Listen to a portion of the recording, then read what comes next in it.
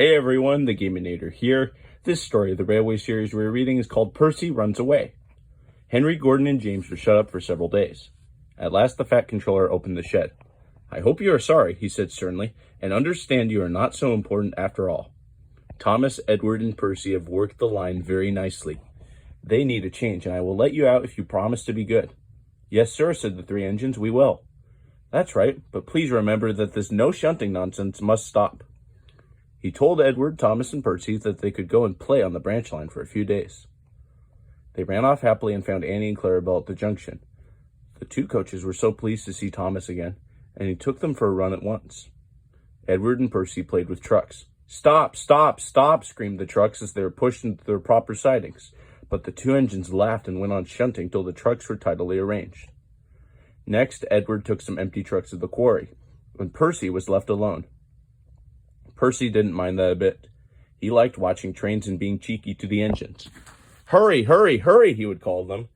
Gordon, Henry, and James got very cross. After a while, he took some trucks over the main line to another siding.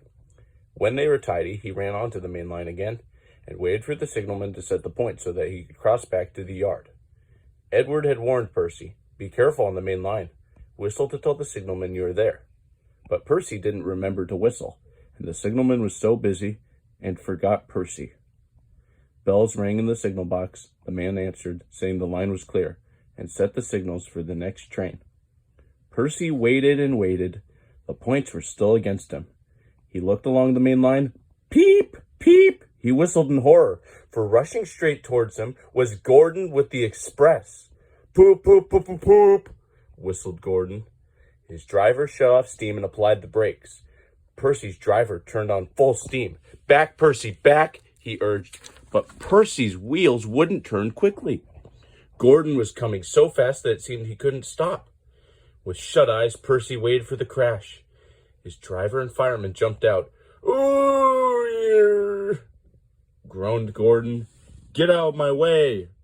Percy opened his eyes. Gordon had stopped with Percy's buffers a few inches from his own. But Percy had begun to move. "I won't stay here. I'll run away," he puffed. He was soon clear of the station and running as fast as he could. He went through Edward's station, whistling loudly, and was so frightened that he ran right up Gordon's hill without stopping. He was tired then and wanted to stop, but he couldn't. He had no driver to shut off steam and to apply the brakes. "I shall have to run till my wheels wear out," he thought sadly. "Oh dear, I want to stop. I want to stop," he puffed in a tired sort of way. He passed another signal box. "I know just what you want, little Percy," called the man kindly. He set the points, and Percy puffed wearily onto a nice empty siding, ending in a big bank of earth. Percy was too tired now to care where he went. "I want to stop. I want to stop. I have stopped," he puffed thankfully, as his bunker buried itself in the bank. "Never mind, Percy," said the workmen as they dug him out. "You shall have a drink and some coal, and then you'll feel better." Presently, Gordon arrived. "Well done, Percy. You started so quickly that you stopped a nasty accident."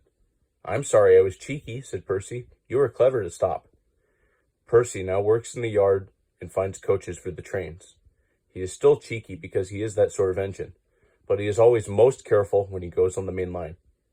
Thanks for watching this video, and I will see you for the next story. Goodbye.